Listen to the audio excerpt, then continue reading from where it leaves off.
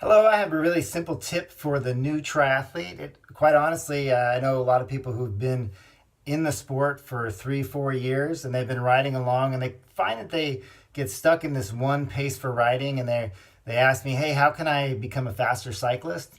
And often in today's day, you hear a lot of talk about power meters and percentage of FTP, functional threshold power. But if you're new to cycling and new to triathlon, even if you're out of a while and you don't want to spend that kind of money, all that talk just might be nonsense to you. You might not understand it, get thrown off. So let's give you a very simple way that you can dramatically elevate your cycling speed. Okay, so here's what you do. Next time you're out riding on a flat road, get your cadence up to 90, keep it there 90, and then just shift one gear harder. And what you're going to notice is that your speed is going to go up about a half a mile an hour. And then settle into that, keep the cadence at 90. Initially when you shift, you might notice that your speed drops until you get it back up to 90. Once you get rolling again at 90, keep it there, and then shift one more gear harder. You're also going to notice another half mile per hour bump in your speed. And just keep doing that same thing. As long as you can keep your cadence at 90 and you're rolling along, you're going to notice how that feels. You're going to eventually reach a spot where you can't keep your cadence at 90 because the gear is too hard for you. And then you can just go back down one gear easier and ride there at that 90 RPMs, noticing your speed.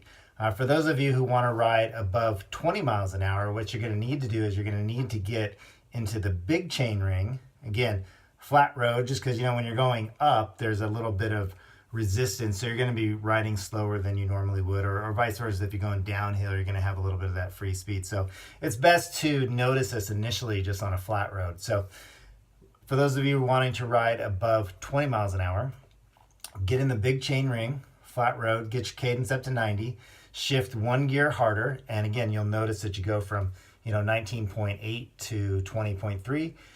Stay there, get that cadence smoothed out again at 90. If you can make one more shift up, you'll bump it up another half mile or so. You'll be up pretty close to 21 miles an hour. Just keep seeing how far you can go. And then once you notice that, and you notice that as you just click a little bit gear harder, and you can keep that cadence at 90, and you really notice a difference in your speed, then when you're out on your training rides, that's a really simple way to check in with the feedback of how that feels on your legs, looking at your cadence.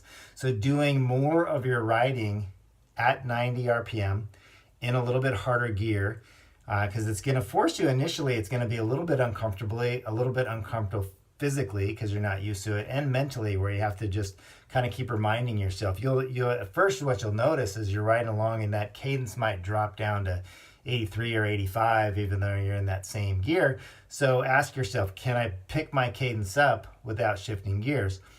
And as you do that, your body will start to become more in tune with that rhythm of riding and that cadence and that muscular exertion, and that will become the new normal, and you'll be riding a mile an hour faster than you were riding. So that's a very simple way of elevating your cycling.